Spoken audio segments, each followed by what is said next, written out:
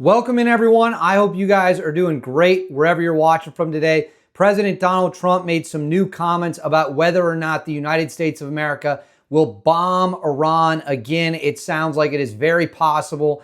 B-2 stealth bombers, or as we like to call them, the flying Dorito of freedom, will be back in the air if Iran crosses certain lines. It is not being ruled out by the President of the United States. He also talked about the damage and did a little trolling of the Ayatollah, as well as released a lengthy statement on Truth Social. We're going to get into all of it and much more about what's going on out there. Before we do, please make sure to like and subscribe. It's totally free, costs you guys absolutely nothing, but is a huge boost in the algorithm for me, so you guys play a huge part of this as well. Comment with your thoughts below. I am trying to respond to as many as I can. Make sure you go watch the video I posted about Tim Kennedy today. I think you'll all enjoy that, get a good laugh out of it. And then hit the bell and make sure it's checked so you get all notifications. You won't miss a single thing. You'll have the most up-to-date information on the internet. Now let's get into it. As we all know, the United States of America launched a significant bombing mission on Iran to take out 3 facilities, Fordo being the primary target, which was hit by 12 GBU-57 bunker busters. Natanz was the second biggest target. That was hit by 2 GBU-57 bunker busters. And then Isfahan was hit by roughly 30 cruise missiles launched by a submarine 400 miles away.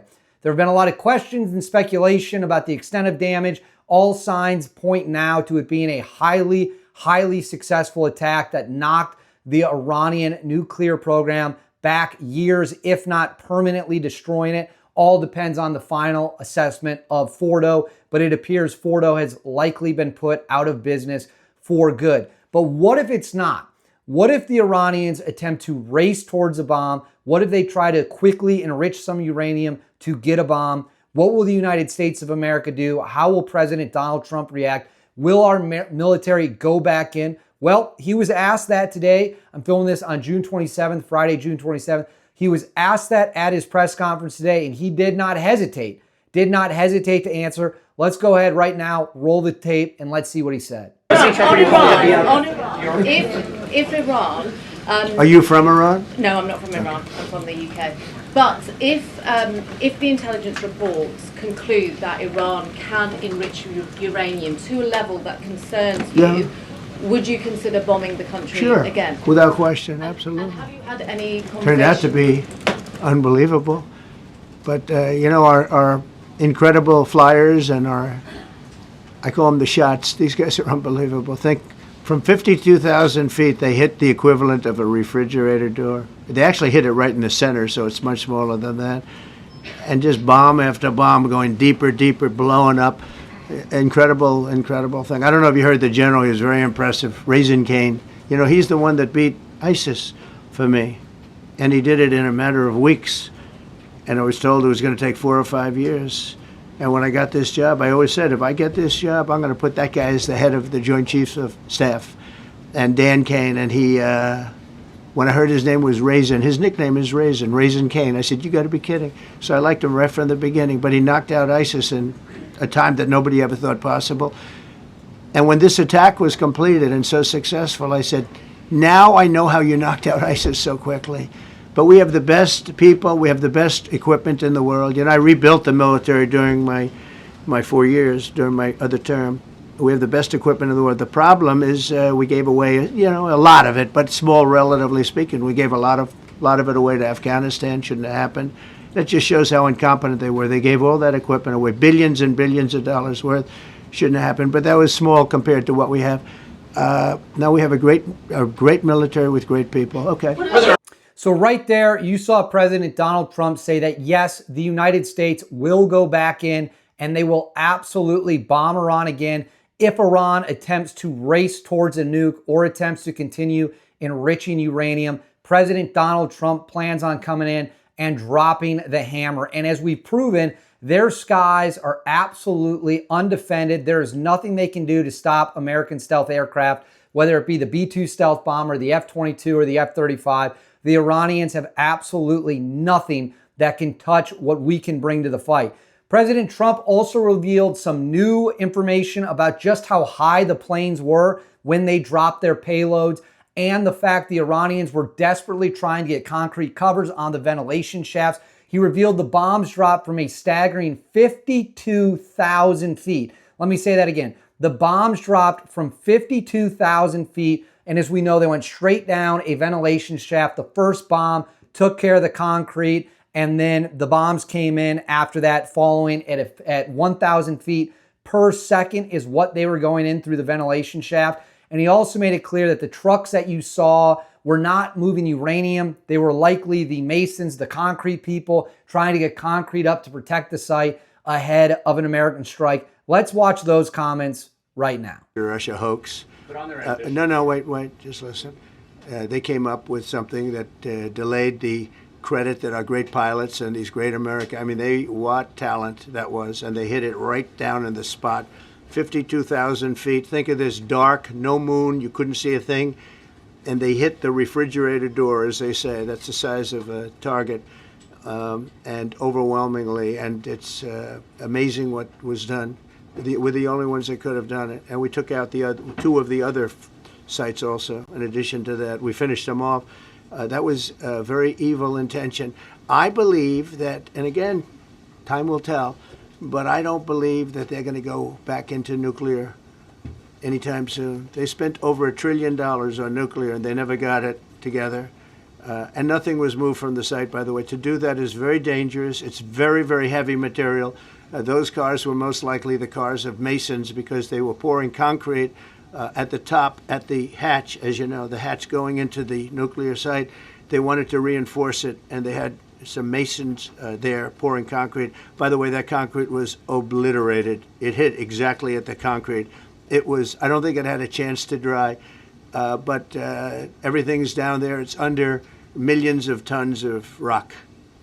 So right there were President Donald Trump's comments revealing new information about the strike and how it all went down.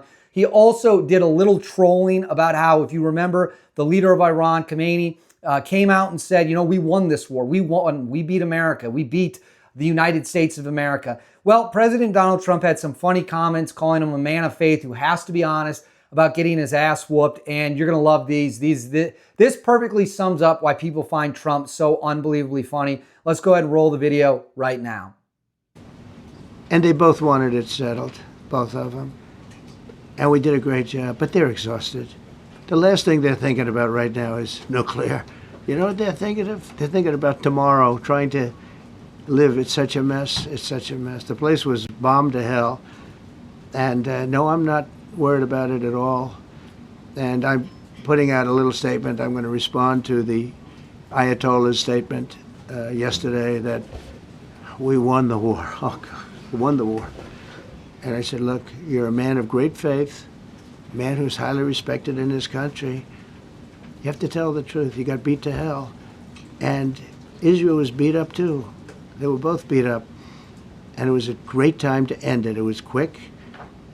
They got the hate out. There was a lot of hate, a lot of hate. It would be great if they didn't have that hate. But the last thing they're thinking about is nuclear weapons right now. So right there, you have President Donald Trump doing a little trolling, but that is not the only trolling he did of the Ayatollah, the supreme leader of Iran. He also then took to Truth Social to unleash an absolute banger of a message, really rubbing salt in the wound for how bad the United States just lit up the Iranian regime. Again, we flew in all these planes through contested, quotation marks, contested airspace, and the Iranians couldn't do a thing to stop it. I'll throw this up on the screen for you right here as we read through it. It says, why would the so-called supreme leader Ayatollah Ali Khamenei of the war-torn country of Iran say so blatantly and foolishly that he won the war with Israel when he knows his statement is a lie? It is not so. As a man of great faith, he is not supposed to lie. I mean, this is just incredible. This belongs in a museum. His country was decimated. His 3 evil nuclear sites were obliterated, and I knew exactly where he was sheltered, and would not let Israel or the U.S. Armed Forces, by far the greatest and most powerful in the world. That is correct. The United States military is by far the greatest military in the world. Don't let anyone convince you otherwise. Terminate his life. I saved him from a very ugly and ignominious death, and he does not have to say thank you, President Trump. In fact, in the final act of the war, I demanded that Israel bring back a very large group of planes which were headed directly to Tehran looking for a big day, perhaps the final knockout. tremendous damage would have ensued and many Iranians would have been killed. It was going to be the biggest attack of the war by far. During the last few days, I was working on the possible removal of sanctions and other things, which would have given a much better chance to Iran at a full, fast, and complete recovery. The sanctions are biting, in all caps. But no, instead I get hit with a statement of anger, hatred, and disgust, and immediately dropped all work on sanction relief and more. Iran has to get back into the world order flow or things will only get worse for them. They are always so angry, hostile, and unhappy. And look at what it has gotten them. A burned out, blown up country with no future, a decimated military, a horrible economy, and death all around them. They have no hope and it will only get worse. I wish the leadership of Iran would realize you often get more with honey than you do with vinegar. That is incredible. Peace, all caps. You get more with honey than you do with vinegar. So that was the message right there from President Trump to the Supreme Leader. That's art. There's no other way to sum it up. So Trump is leaving the door open to another bombing run on Iran, but also making it clear that as long as they don't do anything stupid, he's done with the fighting. If they're done with the fighting, and given the butt kicking we gave them, I would suggest they take that offer and they take it with open arms. But I want to know what you guys think. Let me know in the comments below what you think about President Donald Trump's post. Please make sure to like and subscribe. Again, it's totally free, costs you guys nothing. Make sure you hit that bell up above. Check all notifications are on. You won't miss a thing, and I'll see you all next time.